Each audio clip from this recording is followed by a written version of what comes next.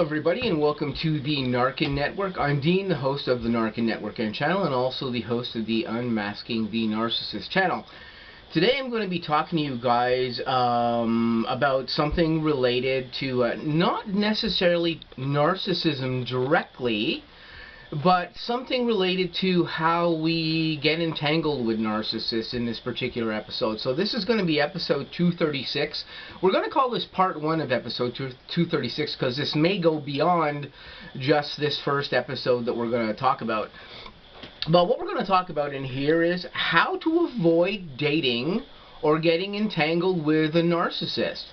Again, this isn't particularly a topic of exactly about, the narcissists themselves. It's more a subject of just how do we avoid, becoming involved with them and stuff. And sometimes on the N.A.R.C.N Network we talk about things that aren't directly about the narcissist, but maybe still in the narcissist vein of things, and this is going to be one of those things. So, how do you avoid getting entangled with a narcissist?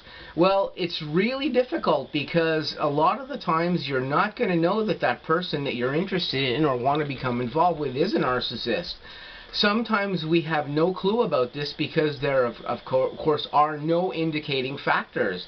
Depending on the narcissist, depending on how good they are at being a narcissist, they can hide these things very well, and they can hide these things for very long periods of time.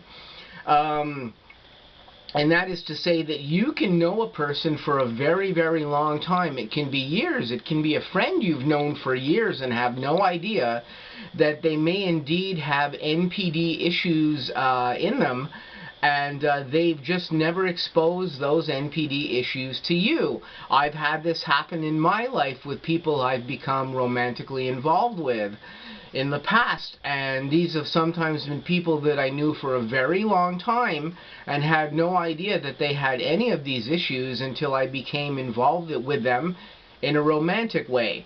Now, that is not to say that after my studies I've been doing the past 4 years or so that I did not see signs of possible narcissism in these people.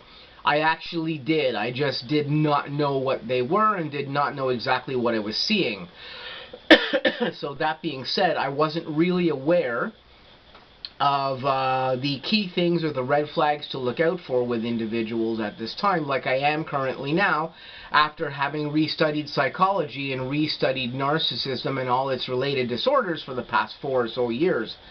I'm much more aware of this now, but you guys out there on the internet are able to be exposed to a lot of information about narcissism. I was too when I was involved with this person, but this wasn't a forethought in my head because I had never really dealt with instances like this before in my life in people that I had been involved with, at least not on a level like this. That being said, let's get back to the point here. How do you avoid getting involved with a narcissist? Well, there's some relationship experts out there on the internet that have some dialogue about this and have a lot of good advice. And one of the best pieces of advice that comes from this point is anybody you become involved with, take your time to get to know them. And when I say take your time, I don't mean, take 3 months before you kiss this person or something of this particular nature. I'm talking like take your time. If a person is really, really interested in you in a way that they could see you in their life with some degree of permanence or a long time, you guys might, get serious, guys might get married, whatever that is. If they can really see that possibility in you, they're not going to mind, excuse me, if you go slow. And, people will define going slow in different ways. But I heard a relationship psychologist recently make a point about this, and this relationship psychologist basically said, what's wrong with taking 2 to 3 years to get to know a person before you go in too deeply with them? And I would have to say that I don't think that that is a horrible idea. Now, of course, if you're out there, people are going, oh my God, I have to take 2 or 3 years before I do anything really serious with this person. Most people are going to give up before that. They're going to want things to progress a little quicker. They're going to want things to become more serious a little quicker. Yes, indeed they are, but often when people expect these things or expect you to become more engaged or more involved more quickly, 50% of the time those people are narcissists. Because yes, there are that many narcissists out there in the world right now trying to mess with you. This may seem crazy that I'm making the point that, like, 50% of the public can be suffering from narcissism. I'd like to tell you that's crazy, but guess what? It's not. Now, that's not to say that everybody out there who suffers from some degree of NPD is a higher level or an ultra level or something like that. The likelihood is that they're not. But there is an incredibly high degree of narcissism going on in the world at the moment. People are very self-focused, they're very self-absorbed, they're after their own goals. And because of these things, a lot of them can actually turn out to have narcissistic issues. And a way to weed out people who are like that is to get to know them over time. Go very slowly and take your time with somebody. Watch for red flags. Watch for their behaviors.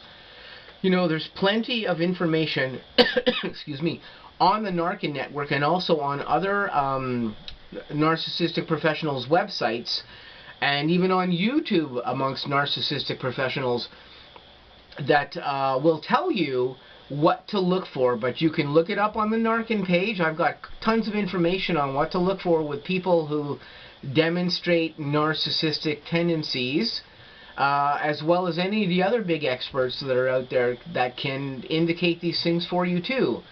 So there are things there that will indicate the red flags you need to look out for. There's lots of information on this on the internet. There's lots of things to look out for. You need to look out for people who are very wishy-washy, who come in and out with you, who gaslight you. If you're not sure what gaslighting is, look it up on the network. I've got videos on gaslighting on the N.A.R.C.N network.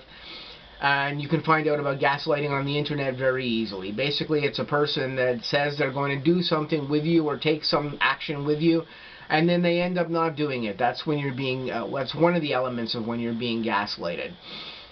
So look for actions like that. Look for inconsistent actions out of the person. Look for this person to tell you something like this, that they're going to do something with you or something is going to occur, and then they don't do it. Again, look for them coming in and engaging with you for a period of time and then disappearing and not having engagement with you for a period of time. Look for the excuses that they use when they do that. All these things are red flags. All these things indicate if you might indeed be dealing with a narcissist and whatever might be going on with that. These are all the things that you need to keep in your mind and keep cataloged as you get to know this person. But generally, take your time with them. If if a person is really gonna want to have you in their life, and you explain to them, listen, I'd like to go slowly with you. I'd like to take my time with you, and I'd like to see where that goes or whatever. And another person has an agreement with you with this, that they go slowly, and this continues over time, and everything is beautiful, and nobody is feeling rushed, and everything is occurring at the pace that's comfortable for them, then that person probably has very legitimate intent for you and can see something going somewhere in the future with you. But if a person seems like, they're giving you the vibe like you're going too slowly, they start disengaging with you because they're not getting what they want out of you.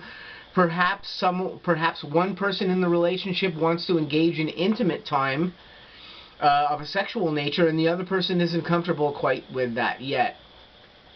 You let that person will understand that you don't want to engage in that yet in that severity, or you're not comfortable with that yet with that person, and everything will be fine. A person who has another agenda with that will stop will stop engaging with you. They'll start disengaging with you, and they won't communicate with you, and they're not spending as much time with you. And that's a red flag, you know, to indicate that perhaps you're going too slowly for this person. Because as we know with narcissists, when you're dealing with them, they have an agenda and they have a schedule. And if you don't match their agenda or schedule, they'll disengage with you, and they'll go after another candidate that gives them the attention, the fuel that they need, excuse me, all the things that that narcissist needs, that they can get off that person much easier than you. They'll go that direction and get that off that person, and you'll start to see them disengage with you. This is a red flag that you may indeed be dealing with a narcissist as well too. Now, people will say, well, maybe this is just the love language of this person when they're in a relationship. Well, if this is the love language of that person, then that person has the love language of a narcissist. Because narcissists do this, and this is the argument, first argument I would say and interject in there. If you're having somebody do something of that nature, and they feel you're going too slowly, and you're not engaging with them sufficiently or in the ways that they desire, and they start to disengage with you in this particular way, well, this is the love language of a narcissist. Pay attention to this, because this is what narcissists do when you're not doing what they want you to do. Watch out for these things. So these are some of the characteristic things that you want to watch out for with narcissists and how their behavior is. So I'm going to leave that here. This has been part 1 of episode 236 on how to avoid dating a narcissist. We're going to continue this in part 2. I'm going to say please stay tuned for part 2, and please stay tuned for other content I've got coming up on the N.A.R.C.N network. Hope you guys have a great day, and I'll catch you really soon.